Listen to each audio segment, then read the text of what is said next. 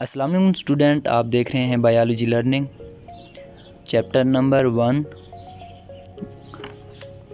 और class 9। Topic का नाम सेलुलर ऑर्गेनाइजेशन।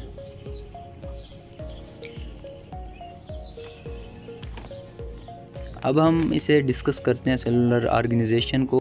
सेलुलर ऑर्गेनाइजेशन है क्या और इसकी टाइप्स, वो सब हम इधर डिस्कस करते हैं। सेलुलर ऑर्गेनाइजेशन, तमाम ऑर्गेनिज़म्स जो होते हैं उन्हें हम 5 मेजर ग्रुप में डिवाइड करते हैं, जिनमें प्रोटिस्ट है, प्लांट है, एनिमल है, फंजाई और प्रोकैरियोट। ये थे 5 ग्रुप जिनमें हम किसी भी ऑर्गेनिज़म को तकसीम करते हैं। इसके अलावा एक सेल होता है, उस सेल को हम 2 बेसिक फॉर्म में डिवाइड करते हैं, जो उसकी 2 मुख्तलिफ अक़साम होती हैं, जिनमें एक प्रोकैरियोट है और दूसरी कौन सी है, यूकैरियोट है। अब इसके बाद हम इन्हें 1 बाय 1 डिस्कस करते हैं। जो सेल्स होता है, एक सेल होता है उसे हम 3 वे में तकसीम करते हैं, जिसमें एक है यूनिसेलुलर, मल्टीसेलुलर, कॉलोनियल ETC। तो अब 1 बाय 1 यूनिसेलुलर, कॉलोनियल और मल्टीसेलुलर को हम डिस्कस करते हैं। पहले नंबर पर है यूनिसेलुलर। यूनिसेलुलर में एक ही सेल होता है जो किसी भी ऑर्गेनिज़म को बनाता है और उसकी तमाम जो एक्टिविटीज़ होती हैं वो उसके कंट्रोल में होती हैं। यूनिसेलुलर में एक सेल होगा, वो उस ऑर्गेनिज़म को बनाएगा और फिर उसकी सारी करैक्टरिस्टिक या सारी जो खसूसियात होती हैं लाइफ की, एक्टिविटीज़ होती हैं लाइफ की, वो क्या करेगा, फिर उन सारी एक्टिविटीज़ को वही एक सेल जो उसे बनाता है वही उसे कंट्रोल करता है। इसकी मुख्तलिफ मिसालें हैं, वो मिसालें उनमें से कौन सी हैं, एक है यूग्लिना, ये भी यूनिसेलुलर की है, अमेबा ये भी यूनिसेलुलर की है, और इसके बाद पैरामीशियम, ये यूनिसेलुलर की मिसालें हैं। अब इसके बाद आगे चलते हैं कॉलोनियल ऑर्गेनाइजेशन कौन सी होती है। कॉलोनियल में ऐसा होता है कि बहुत से यूनिसेलुलर मिलकर इकट्ठे ज़िंदगी तो गुजार रहे होते हैं, लेकिन ये एक दूसरे के ऊपर डिपेंड नहीं करते और अपनी लाइफ अपने ही तरीके से गुजारते हैं। उसे हम कहते हैं कॉलोनियल ऑर्गेनाइजेशन, जिसमें तमाम यूनिसेलुलर एक साथ रहते हैं और एक दूसरे के ऊपर डिपेंड नहीं करते। और 3rd नंबर पर है मल्टीसेलुलर ऑर्गेनाइजेशन।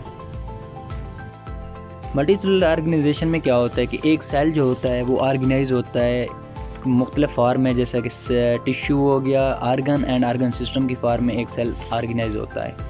मतलब सेल तरतीब पाता है टिश्यू की फार्म में, आर्गन और आर्गन सिस्टम की फार्म में।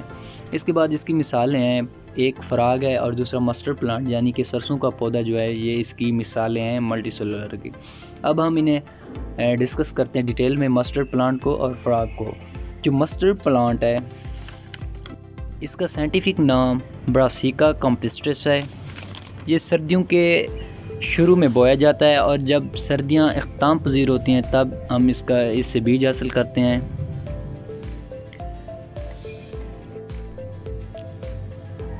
सर्दियों के शुरू में बोया जाता है, लेकिन इसका हमें बीज जो होता है वो पक कर हम सर्दियों के लास्ट में हासिल करते हैं इससे। इसके बाद इसका है कि हम इसका जो पौधा होता है, जो सरसों का पौधा है, उसे हम एज आ वेजिटेबल खाने के सब्ज़ी के तौर पर भी हम उसे इस्तेमाल करते हैं। सरसों का जो पौधा है उसके बीज से हम क्या करते हैं, ऑयल हासिल करते हैं। इसके जो बॉडी आर्गन है हम उन्हें 2 हिस्सों में डिवाइड करते हैं, एक है रिप्रोडक्टिव आर्गन और दूसरे जो आर्गन है उन्हें हम वेजिटेटिव आर्गन का नाम देते हैं। अब रिप्रोडक्टिव आर्गन और वेजिटेटिव आर्गन जो हैं, हम इन्हें पढ़ते हैं कि वेजिटेटिव आर्गन कौन से होते हैं और रिप्रोडक्टिव आर्गन्स कौन से होते हैं। पहले पढ़ते हैं कि वेजिटेटिव आर्गन्स कौन से होते हैं। वेजिटेटिव आर्गन्स में आ जाता है इसकी जो रूट्स हैं, स्टेम है और ब्रांचेस, ये वेजिटेटिव आर्गन्स हैं। और ये सेक्सुअल रिप्रोडक्शन जो होती है उसमें बिल्कुल भी हिस्सा नहीं लेते। रूट, स्टेम, लीव और ब्रांचेस जो हैं ये वेजिटेटिव ऑर्गन्स हैं और सेक्सुअल रिप्रोडक्शन में बिल्कुल भी हिस्सा नहीं लेते। दूसरे नंबर पर आ जाता है रिप्रोडक्टिव ऑर्गन के। रिप्रोडक्टिव ऑर्गन कौन से हैं?